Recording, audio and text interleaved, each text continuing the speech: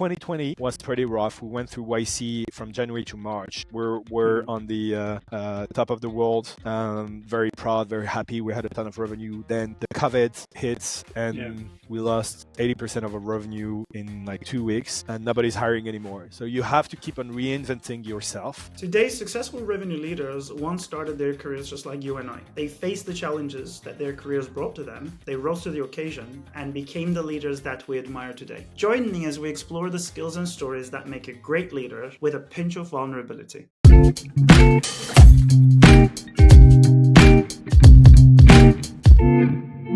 Hello and welcome to Sales Therapy.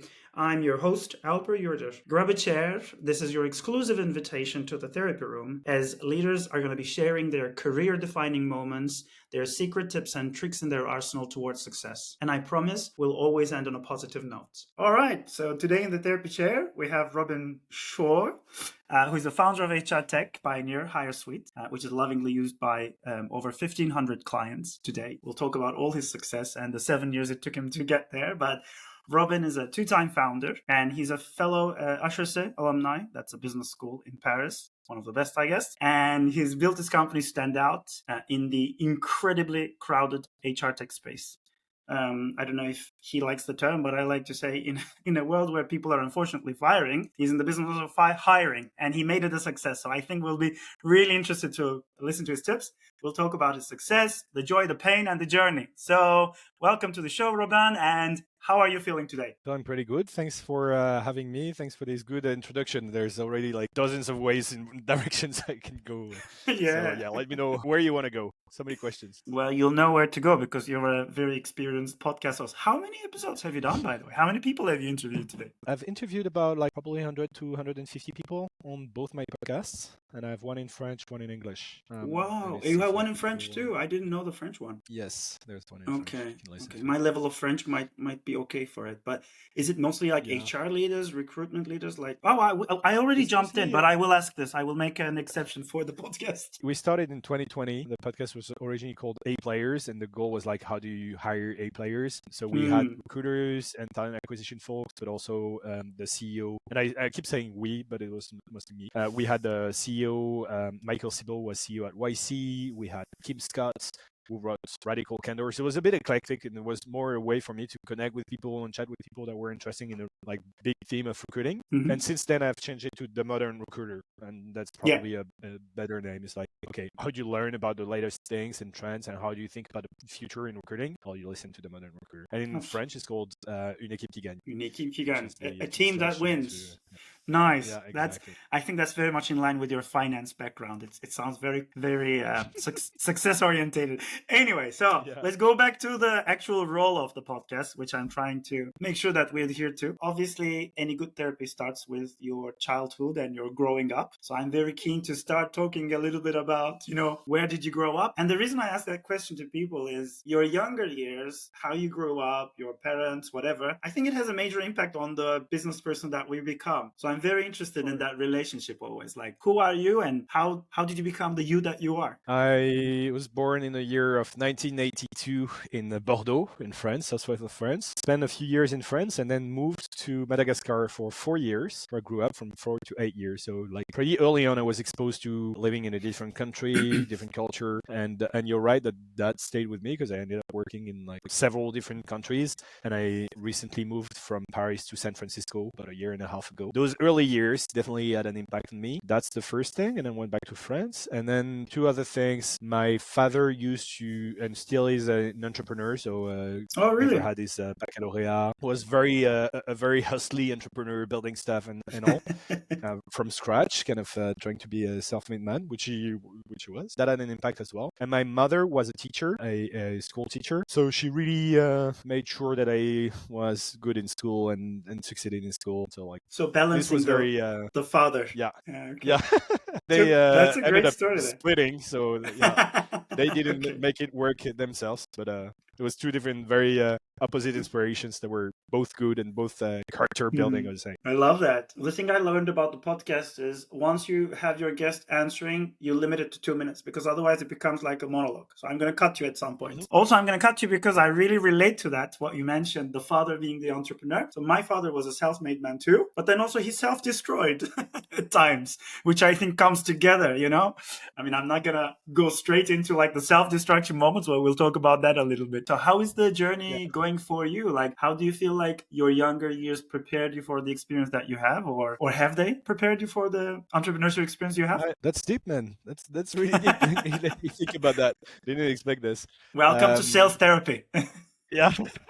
It is a therapy. I've always been very, it changed countries. So I had to be very adaptable when I was a kid. And then when I grew up, I left home when I was 17 to study kind of boarding school to prepare for the exams to get into business school. So I was very early on, I was very autonomous. I worked from as soon as I could work in France. I think it's 16. When you're 16, you can start working in France, being paid for your work. I started working. So I worked in a moving company. I worked in a construction company. Oh, wow. I worked, so I always did some kind of different job. So that led me to be very adaptive and very, probably very entrepreneurial. And in that way, that definitely helped me build confidence and skills to overcome awkwardness and to be to get out of my comfort zone, which has definitely been helpful. And would even say that it's the biggest skill that you can have as an entrepreneur is just like do the thing, because most of the time you're not qualified to do the thing anyway. You don't have the skills, but you'll learn when you do. And most people wouldn't just do the thing because they're like sane people and they realize they're not qualified to do it. But if you kind of have that kind of bit crazy mindset that you're gonna success whatever, however it works, then you do it, and then you start learning how to do it. I think I experienced what you're explaining a lot this year, which is I used to think I'm adaptable. So I've spent over 10 years in sales and leadership and blah, blah, blah. But now this year being a founder, it's a completely different game. Like this comfort zone thing that we, use so softly, completely like you hire a head of content, but you need to know what is content. You hire a head of product, but you need to know what is product. So it's just crazy. I love it. And you also have to be confident enough, like when we created HireSweet and even before with my previous company, you're hiring people who are the same age as you, and you have to be confident that that they can work for you. So you always work together to a main objective, but still that requires some kind of you have to be confident and you have to learn fast as well. Okay. We're touching on so many cool and interesting things. I don't know where to go, but I'm going to go this direction, I think. We learned about the younger years. You mentioned a few first jobs. Then how did the entrepreneurship journey start? Like, what was your first role? It was in finance, right? And then you moved to being a founder. Well, it's actually the opposite. When I was in school, I started working on a project. It was called, so it ended up being my first company, even though it was still pretty much my project. So I started working on this very early on, and even before getting into business school, I think. So when I was 19, 20. And this dragged on for several years and was always a bit part-time. But I started working on a project before, but at some point it's like, okay, I needed to do internships. I wanted to intern in real companies and do real jobs. So that's why I went to work for Commerzbank for a year. And then after working for a year for Commerzbank in London and Hong Kong, I went back to the project and then spent an entire about a year and a half working on that project and trying to turn this into a real company. I guess the answer is I started very small and took it from here. And it never really was an actual real company. We never really did a lot of money. So it was more of a student project, like glorified student project. But that was also a stepping stone for something else behind. I had a similar thing. But I know that in your career you had that finance intro, so I did the same school as you. I know those same guys as you. I used to call them finance bros. I think I still do because now my friends are, because of my age, they're MDs and stuff. But so when you were a finance bro, let's say, you still enjoyed that life. And something you explained to me was really interesting. It opened a new perspective. You mentioned about derivatives being related to being an entrepreneur or creating a product. That was really interesting. Can you maybe wrap it up in a minute? Like, what do you mean by that? Yeah, so when I worked at Commerzbank, we were building derivatives. So derivatives are basically a different way to bet on stock. Instead of buying the stock Apple, you are going to make a bet that if Apple goes above a certain price, you're going to double your bet. And if it goes below, you're going to lose the entire money. So instead of just tracking the stock, it will be double the money or just lose it all. That's one way to do a derivative. And it's super creative because you can do a lot of stuff. You can do this on stocks, you can do this on interest rates, on currencies. So the sky is really the limit. And it can be a way to make bets and be very speculative for people that want to make speculative investments. And it can also help you create a very specific kind of insurance against certain situations. Companies will use this to hedge against future interest rates, for instance, or something happens in the market. So you can do lots of stuff. You have to stay on top of the latest trends and the global macroeconomic trends. You basically go to your clients and build the stuff for your clients. You have to align different stakeholders. So you then need to go. First, I was in sales, so I would talk to the client and would go to the trading team and be like, okay, can we build that product? Can we do this for this? You have to negotiate as well. And then the opposite, when you're a trader, you really do the thing. So you have to think about how to build a product. And that was intellectually was crazy. Like I really, really enjoyed it. So you caught me at the build that product because I know you. I've come to know you. Well, how did I come to know you? When HireSweet became a client of Flowla, then I got to know you and your marvelous team, which are really cool to work with. But I came to know you as an entrepreneur already of a company that is now 7 years old, and you had the founding experience before. Well, you started in finance, and that derivative thing, which I always despise, I find it so boring. The way you presented to me, it was like entrepreneurship, which is really cool. But then, how did you move to your real entrepreneurship experience? Let's start with that very first company you founded. How did that happen? And there's also, back to finance, there's also a very entrepreneurship component in the way that if you succeed, you can capture most of the creation. And if you fail, there's protection as well, so there's limits to this, but if you fail, you take the loss, and if you make it, you take the win. Everybody has their own profit and losses account, and they're trying to make it. So very, very similar to when you have a company. And just after 2 years, after 1 year of internship at Commerce Bank, I always had that project on the back burner. I started working on it full time, assembled a small team with friends, and we did a good job for they did a good job for the direction of the project was very idealistic. The idea was to create a marketplace for remote services based on time instead of currency. That was very idealistic. And we never quite made it, but then we started working with companies and learning stuff and building in the startup ecosystem. So that was a very good experience. I was 22 or 21 at the time. And then went back to school for a year to do my final year. And then with a previous friend from HEC and a new friend that I met in the final year, we started working on HireSweet, originally as a startup student project, and then it caught on. We worked well together, and we kept working on it for until today. Would you say HireSweet is a highlight of your career then? Well, so far, yes. I hope I'll do more. I love it. Yeah, absolutely.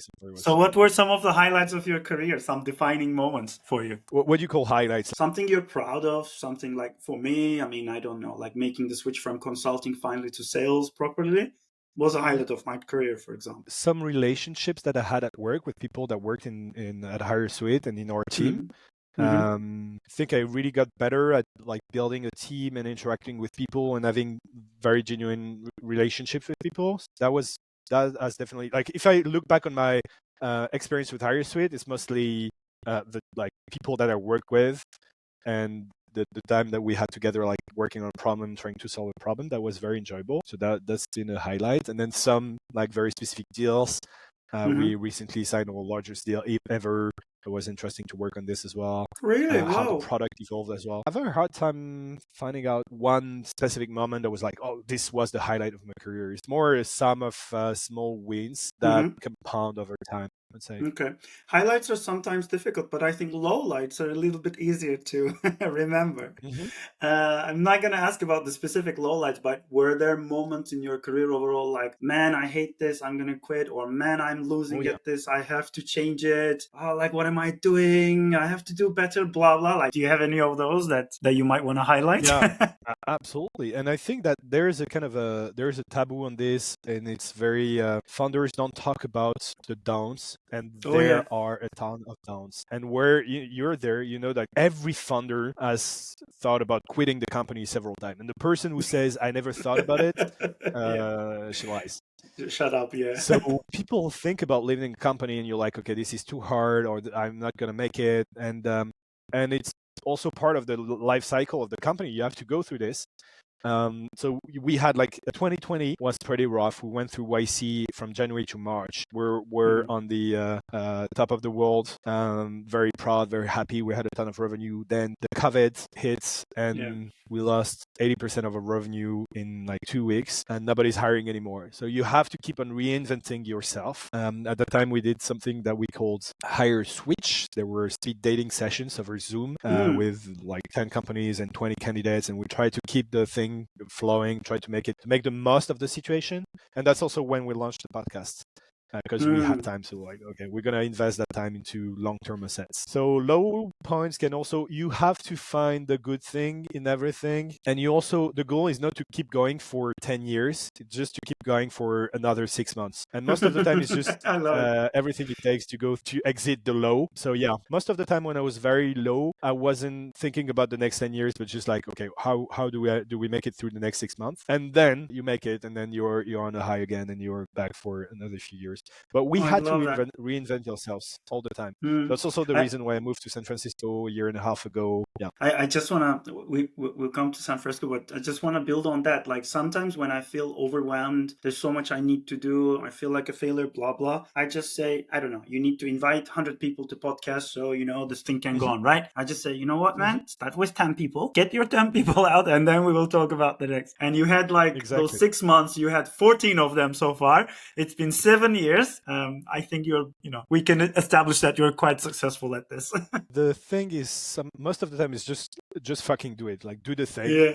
You need to get guests on your podcast. Just get one guest. Use a crappy microphone. Do whatever you want, but just get one. And that's how we started. And then you get more and more and more. No, there's another interesting thing about the lows. I read I think it was a motivational Instagram post about a person who was talking about how to raise your kids and how to tell your kids not to quit on a bad day and to only quit on a good day. So if they they play soccer and they really don't enjoy one specific training, and they're like, okay, I want to quit. Yes, you can quit, and there's nothing wrong with quitting, but you don't want to be quitting at the low. You want to be quitting when you're good. So this way your mind is clear and it's sharp. So don't live on a bad day, live on a good day. And that was a good way also. Like I remember this and still remember it, to go through the lows. You're like, okay, this is a low time, so let's not make any decisions and just go through it another 6 months, and then you're back to a high again. So yeah. Well, you're never gonna quit on a high, so I think it's a bit of a trick to all of us, and that's what ends up happening. You have the low moment, then you bounce back. Yeah, you can quit on a high actually. Like if you feel like this is a good decision and this is a good time to quit whatever you want to do. Sports is a good example. Like you're doing a sports, you're playing soccer, but you're like, okay, this takes too much time. I really enjoy it, but I cannot do it anymore. And then you stop on a high. It's better to stop on a high than stop on a low when you're injured or something, and you always be a bit bittersweet about it. I love that. So let's come to San Francisco. You moved 2 years ago, is that it? About a year and a half ago. About a year and a half. 2020. What triggered the decision, other than you loving, traveling around a bit? The goal was always to have an international company, especially to have presence in the US, which is a huge market in the recruiting space. So there was always the goal. When we wrote our first shareholders agreement, that was in the writing in 2016. We went first time in San Francisco in 2020 for YC. And the goal was always to come back. Now, why did I come back at that point in time exactly? Is because because we wanted to come back. I really trying to started selling the US to my then girlfriend, now wife. And that was a long-term process for her to be able to move with her company. And at some point, she went through interviews, was able to move, and that what triggered. She was like, "Okay, we can do it, but if we do it, it's now." You've been like hassling me for 2 years with this, so now we can do it. Do you want to do it? Yeah, I mean, at some point, I think the US is very important for our sector as well, like sales tech. I guess for every sector, US is quite key. Sometimes I tell my co-founder, if somebody needs to go, it's going to be you, because I'm not moving out of London. I love London too much. But I love the weather in San Francisco. Yeah. I want to come to our day today a little bit and talk a little bit about, what are the challenges you're dealing with right now and what impact are you trying to have as a founder? Like what's top of mind at the moment for you? We are in the process of readjusting our product. We used to sell mostly, so we have two products. The first one is a talent marketplace where companies can hire software engineers. It's only in France. The second product is a CRM for recruiting. So think of it as a HubSpot, but for recruiting. Yep. With lots of shared features with HubSpot. We used to sell this mostly to internal teams, and then internal teams got hit pretty hard, especially at startups, creating like headcounts were cut. So we had to readjust and go more into, and at some point we had like that product and we're like, who needs that product right now? And what do they need more from the product? Like what are the features that they miss for now? We realized that staffing companies that used to have it very easy 2 years ago, they were printing money, everybody was recruiting. So recruiting agencies were making a shit ton of money. Didn't have to be very efficient, and now they have to be efficient. Now they have to organize themselves. They have to keep a better track of candidates. It suddenly got much harder to make money, and suddenly our product became more relevant. As to 2 years ago, they were like, the process fine, we're making money, we don't want to change anything. No, they were very much looking for, and they still are very much looking for, productivity enhancement. And that's the case for temp staffing, for recruiting agencies, exec search. So we're going much more into this. We had a few features that we needed to be able to really address that market, and we have them now. I have one specific question about that whole story. Yeah. I think which resonates with a lot of people. We get deaf or blind to this. Who needs this product and how am I going to sell it to them? I mean, I'm going to ask you this hard question. Do you have your secret tips or things that you think others might not know to do it? Other than saying like, oh yeah, you have to talk to your client, etc. Or maybe that was you were going to say. But I'm just curious, like, how do people understand what their clients need and act accordingly? Been reading a book recently. That's probably a good answer to that question. It's called Competing Against Luck. And the whole idea of the book, so I would recommend people read it. The whole idea of the book is you're looking for jobs to be done. So people don't buy products, but they hire products to solve for a specific job. If the job doesn't exist, they won't buy the product. So for us, it was pretty straightforward that if companies don't hire anymore, there is no job. So they're not going to hire a product to do the job. And recruiting agencies at the country and staffing agencies, where that's the opposite. Like the job to be done is now to be more efficient, to be more productive. So think about jobs. What are the jobs that the client are trying to solve? And jobs are more than there are more than just features, back-to-back features. They're really much more. I think for Flola, it would be the goal is to make more money. That's the job to be done. And how are we going to help them make more money? By better organizing the sales process. But still, you're in the business of helping your clients make more money, basically. Yeah, exactly. So think about jobs and not so much clients. The book, Competing Against Luck, really challenges the idea of personas where you're being, we want to sell to David. David is a 30 years old male working in finance, and you're very focused on the person. And what they're saying is you should be focusing on a job instead. So that would be kind of unique insight if I had one, aside from just talking. I think you had one. I mean, I threw you in the ocean there and you managed to really swim well. Thanks for that book advice, by the way. We'll put it in the resources. The other thing as well, what we've had that idea of the job to be done in mind for a long time. That's also why we started the podcast. When you think about it, the podcast in itself, very few companies, and that's also a different competitive angle. If we think to ourselves, we're in a job, our job is to help recruiters be more productive. We're in the job of helping them be more efficient. Why would they want, and also why more efficient? Because if you're more efficient, you're happier in your job, you make more money, you have more holidays, you can spend more time with your family. So there's a lot of things that go back to the person. So if we're in that job, we can do it with a podcast, but we can also do it with the product, but also with the training, with a podcast. And we really built the content first. And if you look at my content, if you listen to my podcast,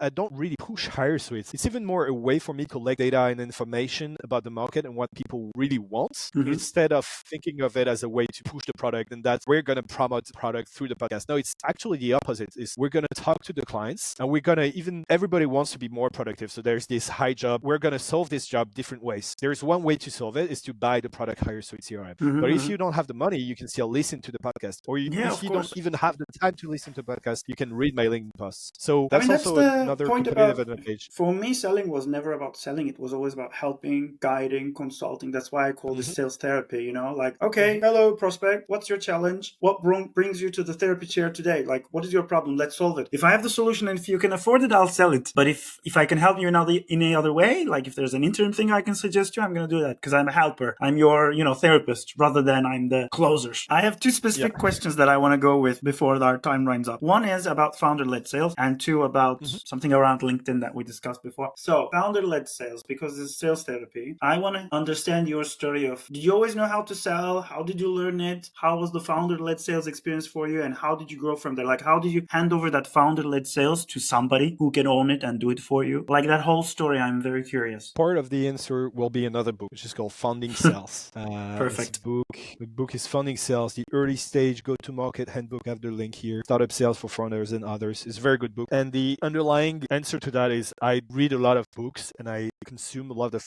content, podcasts and interviews. I always try to take lessons. So as I say, when I go to the doctor, I really make notes at the end of what I liked into the process that we can use in our own process. So that's how I learned. I'm not a natural salesperson. I don't consider myself an extrovert. So I have a hard time going to people I don't know, and I'm working on this. But it's also a muscle that you build, and then you build your routines and you know better how to talk to people. And then so that's definitely a muscle that you can train. That's the first thing. Founder-led sales is very different to regular sales. It's very different. It's more, you have to figure out things out. You have very few supporting material. You don't have a lot of customer testimonials. So it's much, much harder and you have to reinvent the playbook. You're not sure that product you're saying is good, let alone the playbook. So you have to juggle several things at a time. And I think of it more as being a doctor that's building a medicine, and you have to make sure you also don't want to fall into the trap. There's two traps. The first trap is to absolutely want to sell your product and push your product and don't listen to market feedback that your product is either not solving for a job or there's not even a job. Like maybe there's a job, the product's not solving for this. Maybe there's not even a job. So you have to be very careful about this. And the other point is as well to be too focused on market feedback. And at some point, it's got to be a leap of faith. And you can't wait for your clients to describe exactly the product that they want, because if it's so easy for them, people would have done this before. There's a famous Henry Ford quote of, if I asked for the client what they wanted, they would have said a faster horse. Faster horse, And when you're doing this, you also have to be confident about yourself, and you have to be kind of pushy at some point. So you have to find that right balance between being pushy and kind of desperate, but not too desperate that you don't listen to market feedback. And then how do you scale this? It's another thing entirely. Okay. So let's go into that if you don't mind. I'm curious. Okay, you figured out how to sell. You're hiring your first salesperson. I'm sure it wasn't easy. Like you probably had some lessons learned from there. There's two components. First you want to figure out the sales recipe and the sales formula. So you want to give them some playbook to execute. So you're going to figure out the playbook yourself, and that's doing the thing yourself, experimenting, selling to your first client, trying different pitch decks, So that's the first thing. When you hire someone, they have to have some kind of playbook, and you also want to teach them how you came to that playbook and how they can playbook evolve itself. And that's basically also giving them a lot of resources to learn. So as you can see, I'm big about books, giving them books, book recommendations, and trying to not give them the low level of this is what you need to do, but also this is how you can think about what you need to do. And if you manage to give that, and if you manage to, there is a person in the team that we're super aligned with. And I think that's because we share all the kind of underlying principles. We read the same books. We look at the same people. We listen to the same podcasts. So we reach the same decision with the same information. And that's the best you want to do, because now I can trust that person entirely to even make better decisions than me, because he has more context now than myself. And that's the state that you want to reach, where not only the person executes the playbook, but also improves it and learns. And you want to give give funding sales to the person. You want to give them competing against luck. You want to give them sales book, and you also want that person to do the same with the person in their team. Yeah, of course. So you have to hire the right people in the first place, like curiosity, motivation, learning. Oh my God, I don't think this will be our last podcast, Robin. There's so much to uncover there. You mentioned, of course, you consume content. Do you also follow a few influencers or people or other founders you look up to? Anybody you learn from? Sure. So If you feel like dropping any lots, names for the yeah, listeners. lots of books, some that I already mentioned, and the classic sales book. Basically, what I do is that when I hear about a book, I buy it and I read Oh, it. wow. Most Good. of the time, sales book and business books, you can read them in a few hours. You want to read the book, not a summary, because you get the information. So I do this every time I hear about a book. I read it and then decide whether there's good learnings or not. And a book is less than $20 every time. So if you do this all the time, really compounds. Like it's not that expensive given the information that you get. So buy And you books. can gift it to Um, somebody afterwards. yeah, also, yeah, right. And have the paper copy. It's like this as well. Yeah. Then I follow a few people on LinkedIn. I really like Chris Olup's content, and we bought some of the master classes from him as well. That's Chris, CHRIS, Olup, Yeah. ORLOB. We'll put it down It's in very the cool. Yeah. resources.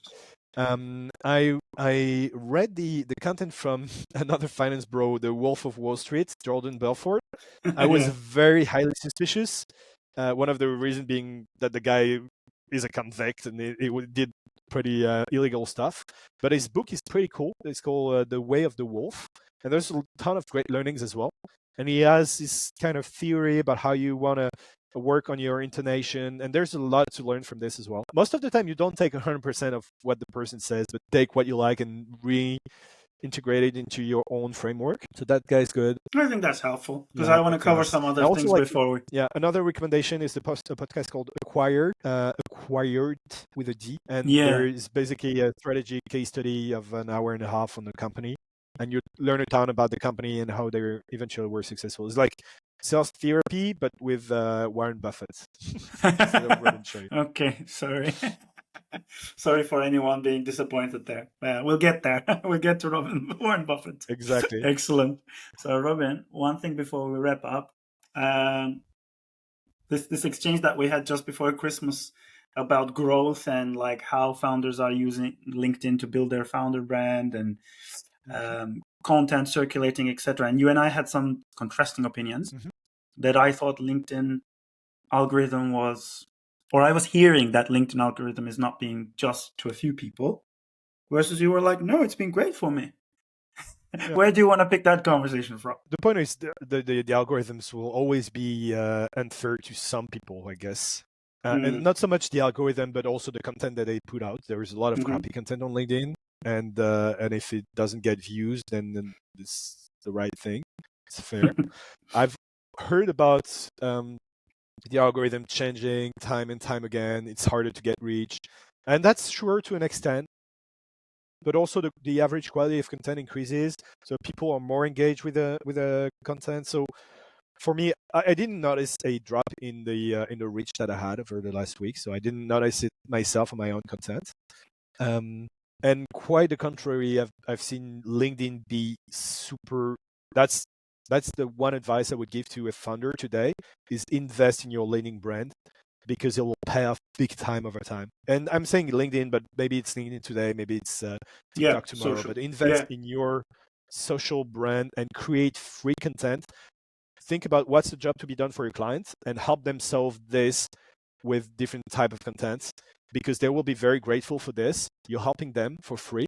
And then when they're ready to buy, they'll buy from you and not your competitors, because they know that they will hire your product to solve their job because they already hired some of your other products.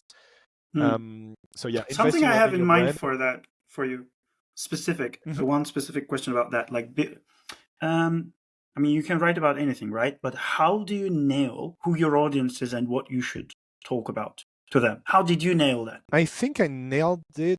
So I'm not even sure I really nailed it. But what I've been trying to do is write content that could be useful to me, or things I was surprised about, or things that I learned. So typically sharing about books. You learn about a book, and you can share it. It will be, if it was useful for you, it will be useful to others. Recently, for instance, on the Modern Recruiters, the podcast, I've been interviewing much more founders of recruiting agencies, because also that's my interest now. So I want to talk to them and understand what has been their experience. So and in a lot of ways, I am the target audience as well, because I created a recruiting company and I'm in recruiting and I think about the future of recruiting. So anything that can help me progress towards that goal will be useful to me.